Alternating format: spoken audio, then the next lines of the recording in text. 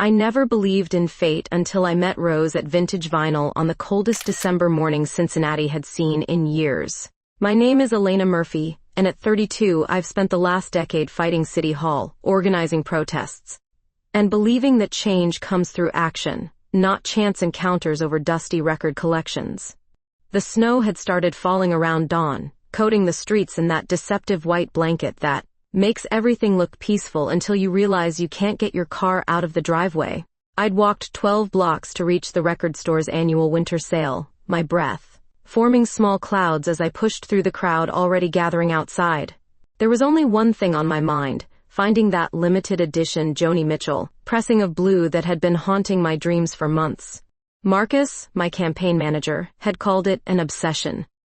Elena, you're fighting 3 city council battles, organizing a housing rally, and you're worried about a damn record? Get your priorities straight. But he didn't understand. Sometimes, when the weight of trying to change the world gets too heavy, you need something beautiful to remind you why the fight matters. That album represented every late night I'd spent writing speeches, every door I'd knocked on, every time I stood up to men in suits who thought a blonde community activist was just another pretty face to dismiss. The store's bell chimed as I pushed inside, shaking snow from my coat. The familiar smell of vinyl and dust wrapped around me like an old friend. I moved through the cramped aisles with purpose, my green eyes scanning the alphabetized sections until I found the M's: classical, contemporary, Mitchell. There it was, sitting alone on the shelf like it had been waiting just for me. My fingers had just closed around the album when another hand touched mine. Soft, warm, with perfectly manicured nails painted a subtle pink. I looked up into the most striking blue eyes I'd ever seen, framed by chestnut hair that caught the overhead light like silk. "Excuse me," the woman said, her voice carrying a hint of breathlessness, "but I think I was reaching for that first." She was smaller than me, maybe 5'4" to my 5'7", wearing a tailored navy coat that suggested money but not arrogance. Everything about her seemed gentle, from her apologetic smile to the way she held her purse close to her body, the complete opposite of my worn leather jacket and combat boots. "Actually," I said, not letting go of the record, "I've been planning this purchase for 3 months. I even called ahead to make sure they had it in stock. Well, I drove here in a blizzard during my lunch break because my boss specifically mentioned this album." Her grip tightened slightly. "Sarah Chen doesn't accept excuses, and today's her birthday party." I studied her face, noting the slight tension around her eyes, the way she bit her lower lip when nervous. This wasn't about the music for her. This was about survival in whatever corporate world she inhabited. Sarah Chen? I couldn't hide my surprise. The real estate developer who's been trying to tear down half of Over the Rhine? The woman's cheeks flushed pink. "You know my boss? Know her? I've been fighting her development projects for 2 years. She's trying to destroy everything that makes this city authentic." For a moment, we stood frozen, our hands still touching over the album, the weight of our opposing worlds settling between us like that snow outside. She should have been my enemy. Everything about her screamed establishment, from her expensive coat to her nervous energy about pleasing a boss I'd spent countless hours strategizing against.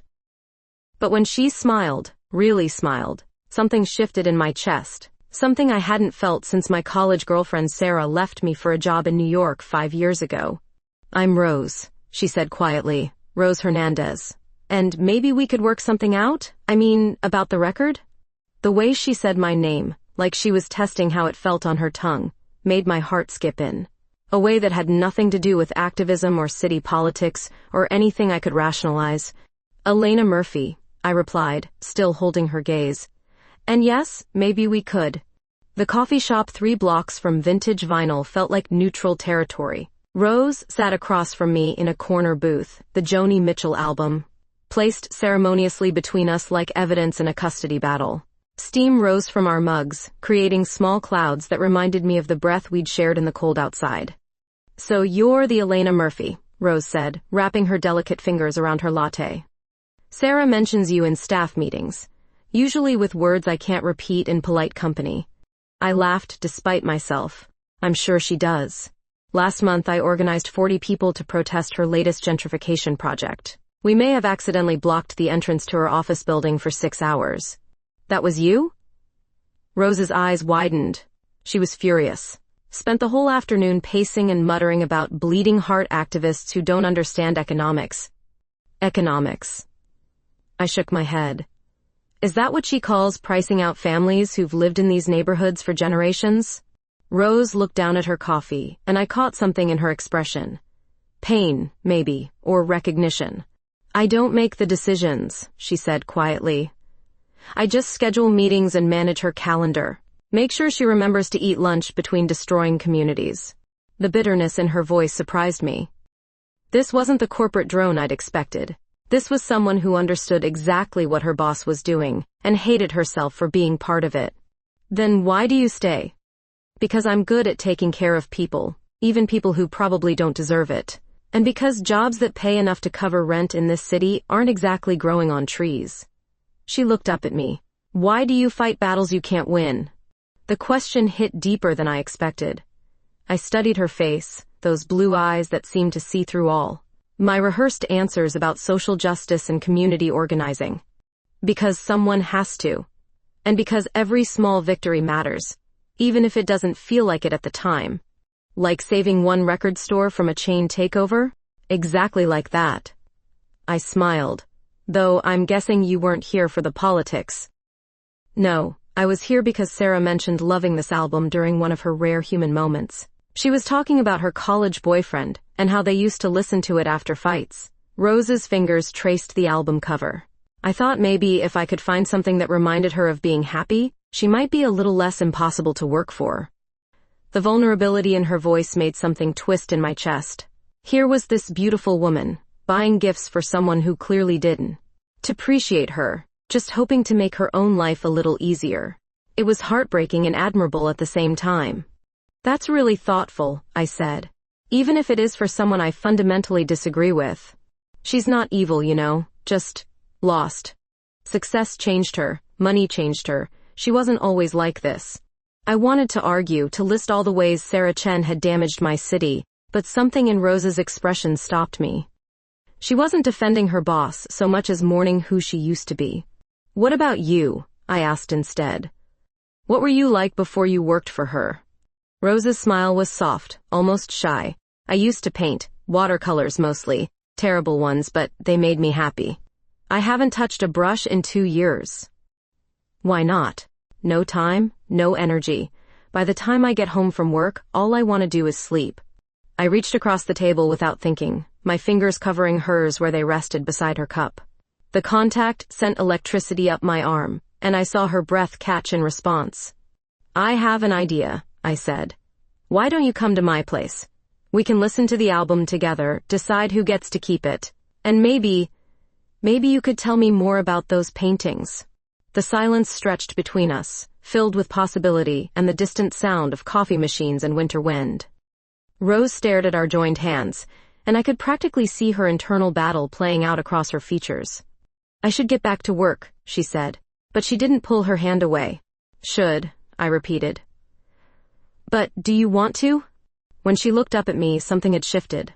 The careful professional mask had slipped, revealing someone who looked like she. They'd been holding her breath for months, and finally remembered how to exhale. No, she whispered. I really don't. I squeezed her hand gently, feeling the warmth of her skin against mine. Then don't.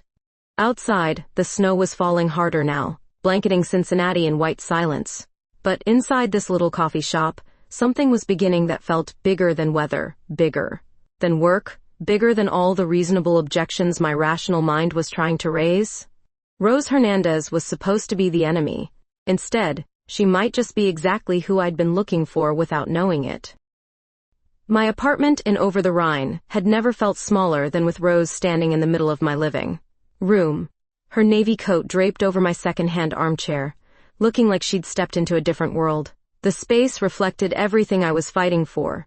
Exposed brick walls, hardwood floors that creaked with history, windows that faced the street where 3 generations of families had built their lives. This is beautiful, she said, running her fingers along my bookshelf, filled with community organizing manuals and poetry collections. It feels lived in, real. I watched her examine my life.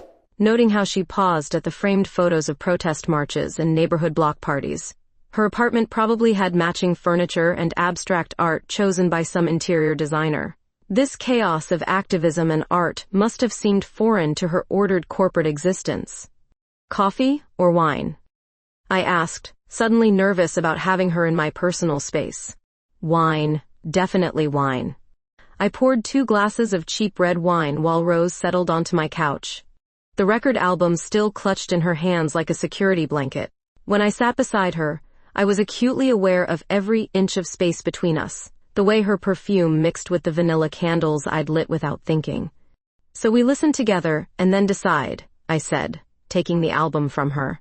Our fingers brushed again, that same electric current running between us. The opening notes of All I Want filled the room, and I watched Rose close her eyes, letting Joni's voice wash over her. In that moment, with her guard down and her face softened by candlelight, she was the most beautiful woman I'd ever seen. Not just pretty, but luminous in a way that made my chest ache. I used to listen to this in college, she said without opening her eyes. When everything felt too complicated and I needed someone to understand. What was complicated? She opened her eyes then, looking directly at me. Everything. My parents wanted me to be a lawyer. My boyfriend wanted me to be his perfect girlfriend. My professors wanted me to choose a major that made sense financially. Nobody asked what I wanted. What did you want? To paint, to travel, to fall in love with someone who saw me, really saw me, instead of just seeing what they wanted me to be. The honesty in her voice hit me like a physical blow. Here was this woman working for everything I opposed, but underneath the corporate. Polish was someone just as lost as I'd been before I found my cause. I see you, I said quietly. She turned toward me on the couch, and suddenly the space between us felt charged with something dangerous and inevitable. Her blue eyes searched my face like she was looking for permission, or maybe courage. Elena, she whispered, and my name on her lips sounded like a prayer.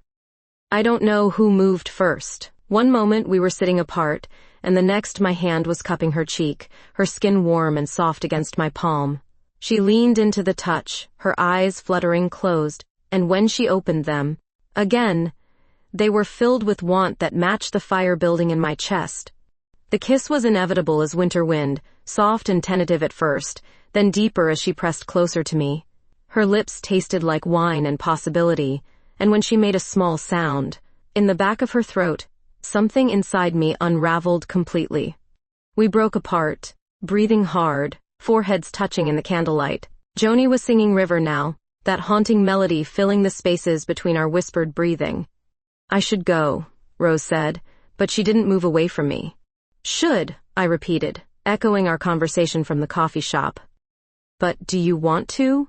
Instead of answering, she kissed me again, her hands tangling in my blonde hair, pulling me closer until there was no space left between us. I could feel her heart racing against my chest, matching the frantic rhythm of my own. When we finally broke apart again, the album had moved to the last time I saw Richard. And outside the snow was still falling, blanketing the city in silence. Rose had curled against my side, her head on my shoulder, her fingers tracing patterns on my arm through my sweater. I can't remember the last time I felt this relaxed, she murmured against my neck. Stay, I said, the words slipping out before I could stop it. It's still snowing and it's getting late. She lifted her head to look at me, those blue eyes questioning. Elena, I work for someone you hate. This whole situation is insane. I know. I brushed a strand of chestnut hair away from her face. But right now, in this moment, I don't care about any of that. I just care about you. She studied my face for a long moment, and I could see her internal battle playing out in her expression. Practical Rose warring with the woman who just kissed me like her life depended on it. Okay, she said finally, I'll stay. We spent the rest of the evening listening to music and talking, her body warm against mine on the couch. She told me about her paintings, describing watercolor sunsets and city streets in the rain. I told her about my first protest, how terrified I'd been to stand up in front of all those people and demand change. By the time we fell asleep tangled together, the album had played through, twice, and I'd already forgotten who was supposed to get custody of it. Some battles I was learning, weren't worth winning if they meant losing something far more precious. Waking up with Rose in my arms felt like discovering something I didn't know I'd been missing. Morning sunlight streamed through my windows, catching the chestnut highlights in her hair as she stirred against my chest. We'd fallen asleep fully clothed on the couch, but somehow during the night had found our way to my bed, still wrapped around each other, like we were afraid one of us might disappear. "Good morning," she whispered, those blue eyes blinking up at me with a mixture of shyness and something deeper. "Morning." I brushed a strand of hair from her face. "Sleep okay?" "Better than I have in months." She stretched against me, and I felt every curve of her body through the thin fabric of her blouse. I should probably get home, change clothes before work. The thought of her walking back into Sarah Chen's world, putting on that professional mask again, made my stomach twist. But I had my own battles to fight today. "I have a community meeting tonight," I said, then took a breath. "Want to come with me? You could see what all my fighting is actually about." Rose propped herself up on her elbow, studying my face. "You want me to come to one of your activist meetings? Elena, I work for the enemy, remember?" "Maybe that's exactly why you should come." 2 hours later, Rose sat in the back of the community center while I addressed 30 neighbors about the latest development threats to our neighborhood. I could feel her eyes on me as I spoke about preserving affordable housing and maintaining the character that made Over the Rhine special. When old Mrs. Patterson stood up to thank me for helping her fight an eviction notice, I caught Rose wiping away tears. Marcus Corner, my campaign manager, cornered me during the coffee break. "Who's the brunette?" he asked, nodding toward Rose. "She doesn't look like our usual crowd." "Her name is Rose. She's—" I paused, not sure how to explain what was happening between us. "She's someone I met yesterday." "Yesterday?" Marcus raised an eyebrow. "Elena, you realize she's been taking notes this whole meeting, right? Please tell me you didn't bring a spy to our strategy session." I looked over at Rose, who was indeed writing in a small notebook. My heart sank until I saw her put the notebook away and approach Mrs. Patterson, kneeling beside the elderly woman's chair to listen as she spoke. "I don't think she's spying, Marcus. You don't think, or you don't want to think. Because there's a difference, and it could matter to everyone in this room." Before I could respond, Rose appeared at my side. "Elena, Mrs. Patterson just told me about her situation. I might be able to help."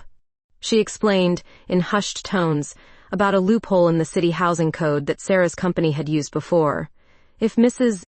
Patterson files the right paperwork, they can't evict her for another 60 days. That gives you time to organize a proper legal defense. Marcus stared at her. "You just helped us fight your own boss?" Rose's cheeks flushed pink. "Sarah doesn't have to know where the information came from." After the meeting, Rose insisted on treating me to dinner at an upscale restaurant downtown. The contrast between the community center and this place with its white tablecloths and wine list couldn't have been starker. Rose looked comfortable here, confident in a way she hadn't at the meeting.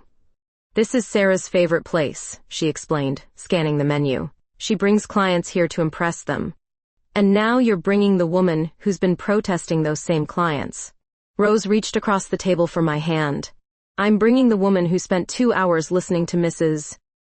Patterson talk about her grandchildren and her fear of losing her home. The woman who made me remember why I used to care about things."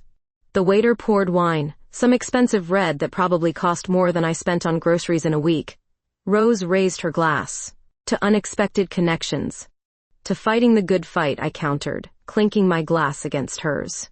We were both a little drunk by the time we got back to Rose's apartment in the trendy part of downtown. Her place was exactly what I'd expected. Modern, minimalist, expensive furniture that looked like it came from a catalog. But mixed in were small personal touches. A watercolor of the Ohio River she'd painted years ago. Books of poetry hidden behind business journals. A small ceramic bowl that looked handmade.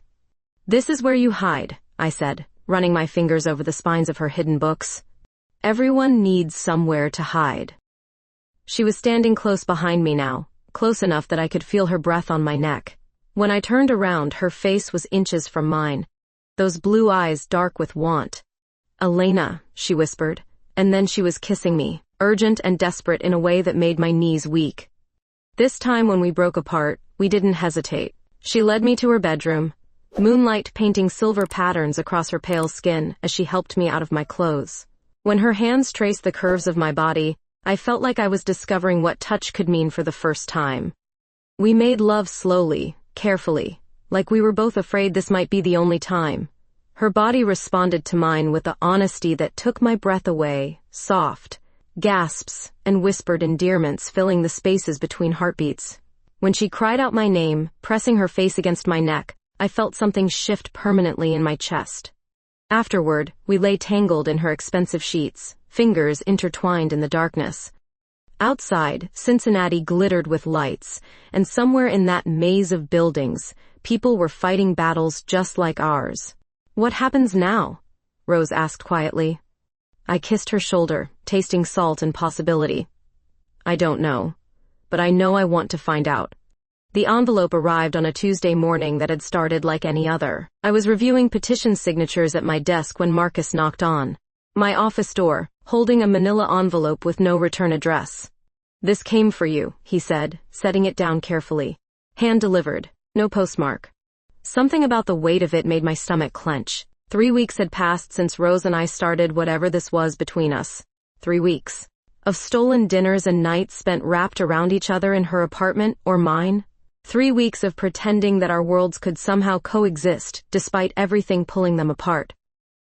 I tore open the envelope with shaking fingers. Inside was a single sheet of paper, a DNA analysis report from Cincinnati Medical Labs. Rose Maria Hernandez, born October 15, 1994. The biological connection percentages were highlighted in yellow, showing no match with Maria and Carlos Hernandez, the people Rose had called her parents her entire life. At the bottom, someone had written in block letters, "She's not who you think she is. Ask her about the adoption she doesn't know about." My hands were trembling as I reached for my phone, then stopped. How do you call someone to tell them their entire identity is a lie? How do you explain that some stranger knows intimate details about their life that they don't even know themselves? Rose answered on the second ring, her voice bright with the happiness that had been lighting up our conversations lately. "Elena." Perfect timing. Sarah's in meetings all afternoon, and I was thinking we could grab lunch. "Rose, I need to see you. Now. Something's happened." "What's wrong?" The worry in her voice made my chest ache. "Just meet me at my apartment, okay? And Rose, come alone." The 20 minutes it took her to arrive felt like hours. I kept staring at the report, trying to make sense of the numbers and medical terminology, trying to figure out who would send this and why. When she finally knocked, I opened the door to find her face pale with concern. "Elena, you're scaring me. What's going on?" I handed her the envelope without a word, watching as her expression shifted from confusion to disbelief to something that looked like the world sliding out from under her feet. "This isn't possible," she whispered, sinking onto my couch.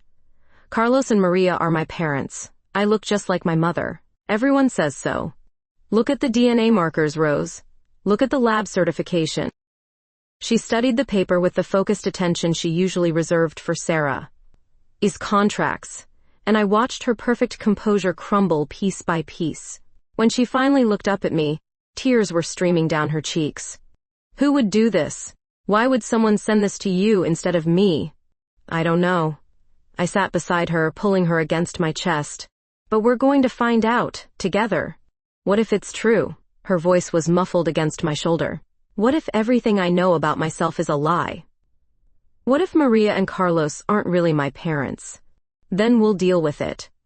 But Rose, even if you were adopted, they're still your parents. They raised you, they love you." She pulled back to look at me, mascara streaking her cheeks. "Do they? Because now I'm wondering about every conversation, every family gathering. Was I really sick that much as a child, or were they hiding doctor visits? Why don't I have any baby pictures before I was 2? The questions tumbled out of her like a dam breaking. Details that had never seemed important suddenly took on sinister weight, the way her parents exchanged glances when she asked about her birth, the fact that none of her relatives lived nearby, the medical history forms she could never fill out completely. "We need to call them," I said, taking her hands in mine. "Your parents, I mean. Maria and Carlos. They deserve a chance to explain." "No." Rose stood up abruptly, pacing to my window. Not yet. I need to know more first. What if this whole thing is some kind of mistake or fraud? What if someone's trying to manipulate us? Why would anyone want to manipulate us? Rose turned back to me, and something in her expression made my blood run cold. Elena, think about it. You've been fighting Sarah for years, and suddenly her assistant starts sleeping with you? What if this whole thing, what if it's all been planned somehow? Rose, no. What we have is real. Whatever this is about, it's not about us. But even as I said it, doubt crept into my mind. The timing did seem suspicious. The anonymous delivery to my office instead of Rose's home. Someone was playing games, and we were the pieces. My phone rang, making us both jump. Marcus's name appeared on the screen. Elena, you need to get down here, he said without preamble. We just got word that Sarah Chen's office received a very interesting anonymous letter today, something about her star assistant having family connections that might be relevant to certain city council investigations. I looked at Rose, whose face had gone completely white. Someone wasn't just playing games with our personal lives. They were weaponizing Rose's identity crisis for political purposes, and I had a sinking feeling. We were about to discover that the two were connected in ways neither of us could have imagined. Marcus, I'm on my way, I said, hanging up. Rose was already grabbing her coat. I'm coming with you. Rose, maybe you should go home, try to process this. No. Her voice had taken on a steel I'd never heard before. Someone's using me to hurt people I care about. I want to know who and why. As we walked into the winter afternoon, I couldn't shake the feeling that we were stepping into something much bigger and more dangerous than a simple case of hidden adoption records. Someone had been watching us, planning this revelation for maximum impact. The question was whether Rose and I were strong enough to survive whatever truth they were trying to expose. Detective Williams had been my friend since college, back when she was still patrol. Officer Jenny Williams and I was an idealistic sophomore organizing campus protests. Now she sat across from us in the downtown precinct, studying the DNA report, with professional skepticism while Rose twisted her hands in her lap. This is legitimate, Jenny said finally. I ran the lab certification through our system. Cincinnati Medical Labs is accredited, and these genetic markers don't lie. Rose, you were definitely adopted. Rose made a sound like someone had punched her in the stomach. I reached for her hand, but she pulled away, wrapping her arms around herself instead. Can you trace where this came from? I asked. Already did. The test was ordered 6 months ago by someone using a prepaid credit card and a fake address. But here's the interesting part. Jenny leaned forward. The deoxyribonucleic acid sample wasn't collected recently. The paperwork shows it was taken from archived medical records dating back 29 years.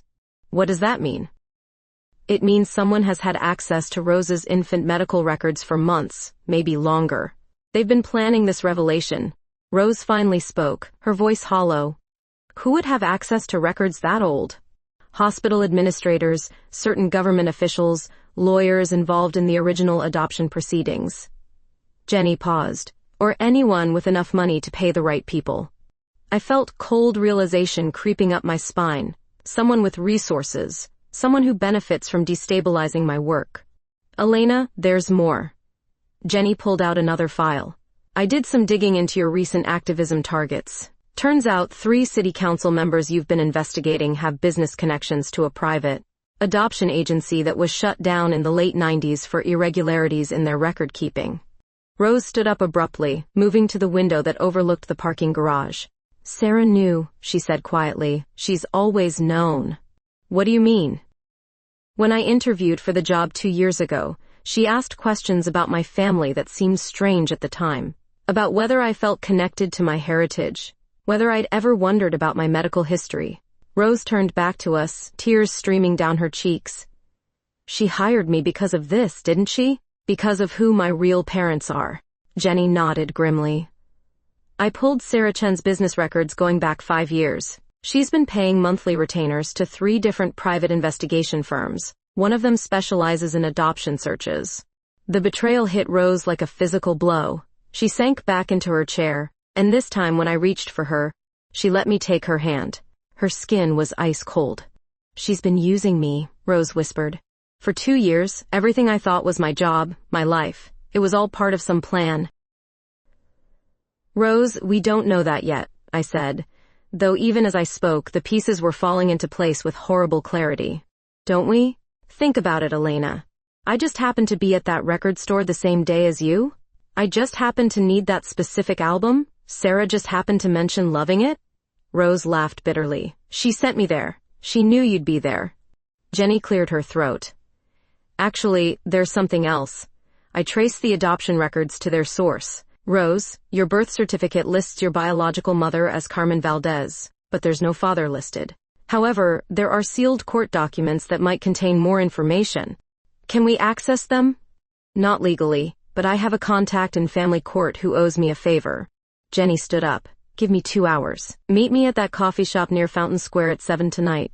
After Jenny left, Rose and I sat in silence in my car outside the precinct. The late afternoon sun cast long shadows across the snowy streets, and I watched people hurrying home from work. Normal people with normal problems who didn't have to question whether their entire identity was a lie. I need to confront Sarah, Rose said finally. Rose, that might not be safe. If she's been manipulating you for 2 years, she's not going to just confess everything. I don't care. I need to look her in the eye and ask her directly. Then I'm coming with you. Rose shook her head. She won't talk if you're there. This is something I have to do alone. The drive to Sarah Chen's office building felt like driving toward an execution. I waited in the parking garage while Rose went up to the 20th floor, my hands gripping the steering wheel as I imagined the conversation happening above me. 20 minutes later, she came back to the car with her face flushed and her hands shaking. She knew everything, Rose said, her voice barely controlled. She's known since before she hired me. She said she needed someone close to you, someone who could provide information about your plans and activities. Did she tell you about your biological parents? She said I wasn't ready for that information yet, that it would be revealed when the time was right. Rose's voice broke. Elena, she's been planning this for years, using me to spy on you, waiting for the perfect moment to destroy whatever we built together. I pulled her against me, feeling her body shake with sobs. Outside the parking garage, Cincinnati bustled with evening traffic, but inside the car, it felt like our world was collapsing. We're going to figure this out, I whispered into her hair. Whatever this is about, whoever your biological parents are, we'll face it together. But even as I said the words, I couldn't shake the feeling that the worst revelations were still coming.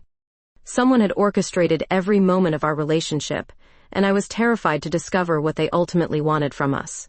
When we met Jenny at 7, the expression on her face told me I was right to be afraid. Jenny's contact lived in a modest house in Northside, the kind of neighborhood where retired city workers settled after decades of keeping Cincinnati's secrets. Carmen Valdez answered the door with the wariness of someone who'd been hiding for nearly 3 decades. Her dark eyes taking in Rose's face with a recognition that made my stomach clench. Dios mío, she whispered. You look just like I did at your age. Rose stood frozen on the porch, staring at the woman who'd given birth to her 29 years ago. Carmen was small and delicate, with graying hair and hands that shook as she invited us inside. Her living room was filled with photographs of children and grandchildren, but no pictures of Rose. I wondered if this day would ever come, Carmen said, settling into an armchair across from us. I've been watching you from a distance, mija, reading about your work in the newspapers, seeing your name in the society pages when you attended events with that woman. Sarah Chen, Rose said quietly. You know about her? Carmen's expression hardened. I know she's been using you to get to Elena, just like your father used me all those years ago. My father? Councilman Robert Thornton. Carmen spoke the name like it tasted bitter. He was married when we met, had 2 teenage children and a wife who looked the other way as long as he was discreet. I was 19, working as a housekeeper for a family in Indian Hill. He promised me everything, and I believed him. Rose's face went white. Councilman Thornton is my father? But he's been working with Sarah on the downtown development projects. Elena, you've been investigating him for corruption. The pieces clicked into place with horrible clarity. Robert Thornton had been at the center of every dirty deal I'd uncovered in the past 2 years. Zoning variances that benefited his friends, housing contracts that displaced families, environmental waivers that poisoned neighborhoods. And now I knew why Sarah Chen had been so determined to plant Rose in my life. He wanted you gone as soon as he found out about you, Carmen continued, her voice steady despite the tears in her eyes. Said a bastard child would ruin his political career. He gave me money for an abortion, but I couldn't do it, so I disappeared instead. Why didn't you keep me? Because he found me 6 months after you were born, threatened to have me deported, to make sure I never worked in this city again. He said he'd arranged for a good family to adopt you, people who could give you opportunities I never could. Carmen reached into a box beside her chair, pulling out a faded photograph. This is the only picture I have of you as a baby. Rose took the photo with trembling hands. It showed a tiny infant with dark hair and serious eyes, wrapped in a pink blanket. Maria and Carlos, are they good people? The best. They loved you from the moment they held you. But they were told never to reveal the adoption, never to let you search for your biological family. Thornton made sure of that by paying their mortgage for the first 10 years. I felt sick. He bought their silence. He bought everything. The adoption agency, the sealed records, the fake medical history. And when you grew up and started working for Sarah Chen, he saw an opportunity to use you against Elena. Rose stood up abruptly, moving to the window. So my entire life has been orchestrated by a man who didn't want me to exist in the first place. No, mija. Carmen's voice was fierce. Your life is yours. The love Maria and Carlos gave you is real. The woman you've become is real. Don't let him steal that from you. But what Elena and I have, even that was manipulated. I crossed the room to stand behind her, my hands on her shoulders. No one manipulated the way I felt when I kissed you. No one planned the way my heart races when you smile. Whatever brought us together, what we have now is ours. Carmen joined us at the window. Outside, snow was beginning to fall again, coating the street in fresh white that made everything look new and clean. There's something else you need to know, she said quietly. The DNA report you received? Thornton ordered it. He's been watching both of you for months, waiting for the right moment to reveal the truth. Why now? Because Elena's investigation is getting too close. He knows she has evidence that could destroy him, so he's trying to destroy her first. Make it look like she's been compromised by sleeping with the enemy's assistant. Rose turned in my arms, her blue eyes blazing with anger I'd never seen before. He's using our relationship to discredit your work and isolate you from the only family you've known. The manipulation was breathtaking in its cruelty. Rose, we need to get you somewhere safe. If Thornton's desperate enough to expose his own daughter, he might be desperate enough to do something worse. No. Rose's voice carried a strength that reminded me of the woman who fought me for that record album what felt like a lifetime ago. I'm done running from this. I'm done being a pawn in someone else's game. She kissed me then, hard and desperate, her hands tangling in my hair as snow continued to fall outside Carmen's window. When we broke apart, her eyes were filled with determination. If he wants a fight, we'll give him one, she said. But first I need to know everything.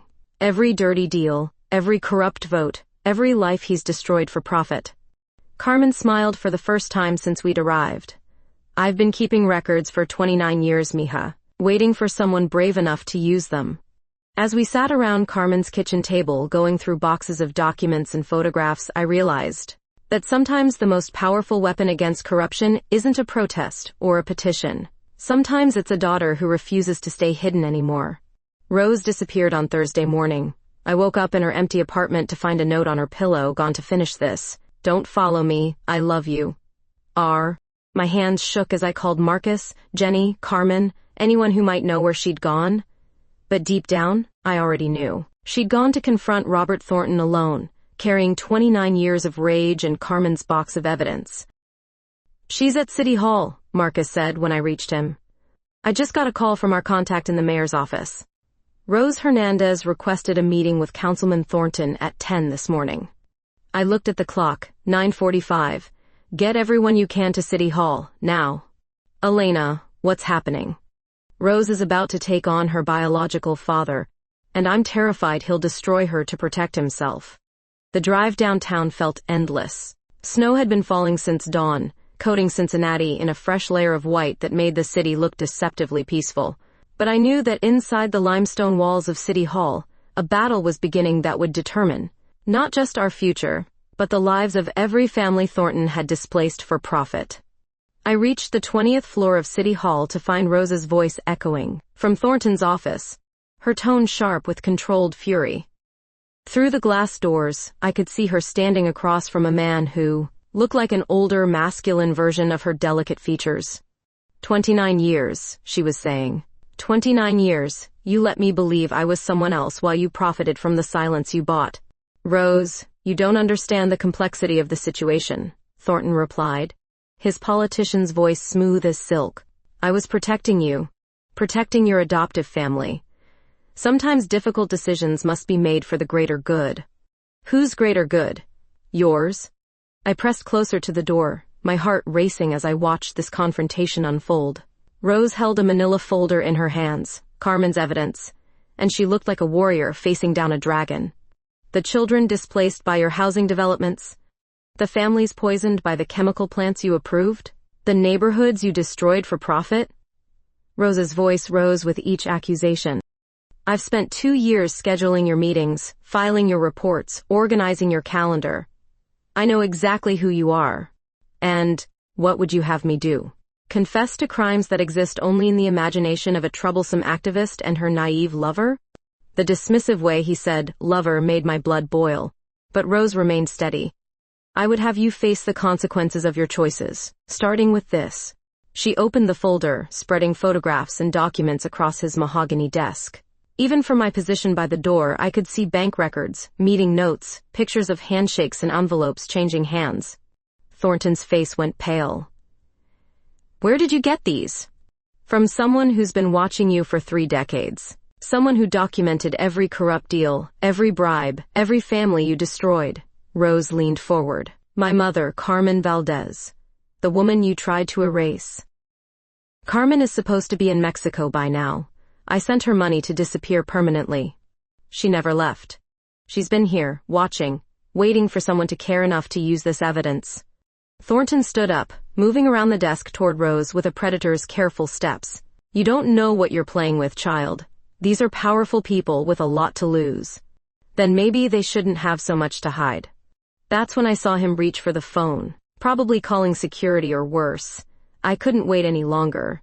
Don't touch that phone, I said, pushing through the doors, and don't take another step toward her. Thornton's eyes narrowed as I entered. Elena Murphy, I should have known you'd orchestrate this little melodrama. I didn't orchestrate anything. Rose chose this herself. How touching. The activist and the bastard child, united against the establishment. His contempt was palpable. Do you have any idea what this will cost you both? What I can do to destroy your precious causes? Try me, Rose said quietly, and something in her voice made us both look at her. Because I recorded everything. This entire conversation, every threat, every admission. She held up her phone, the recording app clearly visible. Thornton lunged toward her, but I stepped between them, my activist training kicking in as I blocked his path. You just threatened to destroy 2 private citizens for exposing political corruption, I said. On tape. How do you think that's going to play in tomorrow's news cycle? Footsteps echoed in the hallway outside as Marcus arrived with what looked like half the community organizing network in Cincinnati. Jenny Williams appeared at the door with 2 uniformed officers, her badge clearly visible. Councilman Thornton, Jenny said formally, we'd like you to come with us. We have some questions about several city contracts dating back to 2019. As they led him away in handcuffs, Rose finally allowed herself to collapse into one of his leather chairs. I knelt beside her, taking her hands in mine. How do you feel? I asked. Empty, relieved, terrified. She looked up at me with those blue eyes that had first captivated me in the record store. Elena, what if this changes everything between us? What if knowing the truth makes what we have feel different? Instead of answering, I kissed her, right there in her biological father's office, surrounded by evidence of his corruption and the friends who'd helped us expose it. When we broke apart, she was crying. It changes nothing, I whispered against her lips. Nothing that matters. Outside, Cincinnati buzzed with the news of Thornton's arrest. My phone was already ringing with reporters wanting statements, activists celebrating. Another victory. politicians scrambling to distance themselves from the scandal. But, in that moment, all that mattered was Rose's hand in mine, and the knowledge that we'd faced the storm together and survived. We walked out of City Hall into the falling snow, ready to build something new from the ashes of old lies. Spring arrived in Cincinnati 3 months after Robert Thornton's conviction. And with it came a sense of renewal I hadn't felt in years. The cherry trees along the Ohio River were blooming, their pink petals carpeting the sidewalks where Rose and I walked, hand in hand, testifying together at the corruption hearings that would reshape city politics for generations. The trial had been brutal. Thornton's lawyers tried everything to discredit Rose, calling her an opportunist, a blackmailer, anything to undermine her testimony.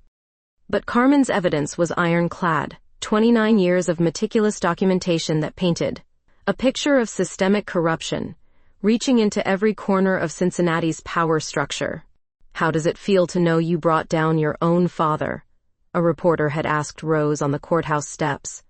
"He was never my father," she'd replied, her voice steady and clear. "A father protects his child. He used me as a weapon against someone I love."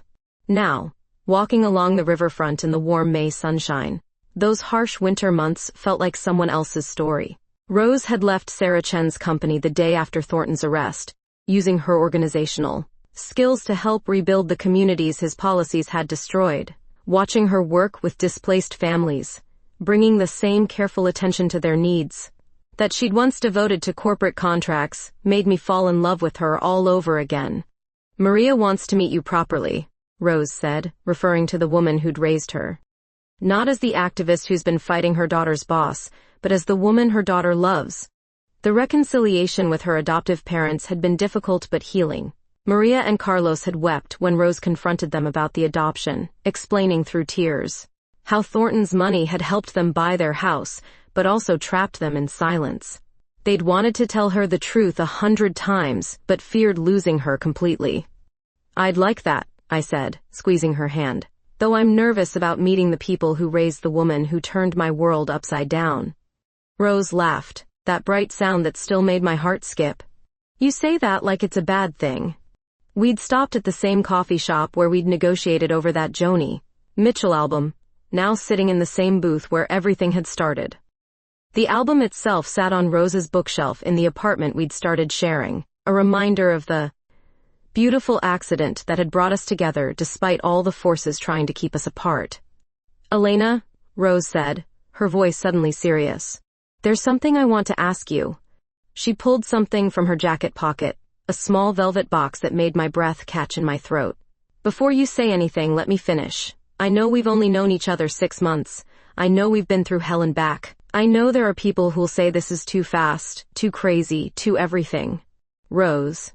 But I also know that loving you feels like waking up after years of sleepwalking. I know that fighting beside you showed me what I want to do with my life. I know that when I thought I might lose you, nothing else mattered." She opened the box, revealing a simple silver band. "Elena Murphy, will you marry me?"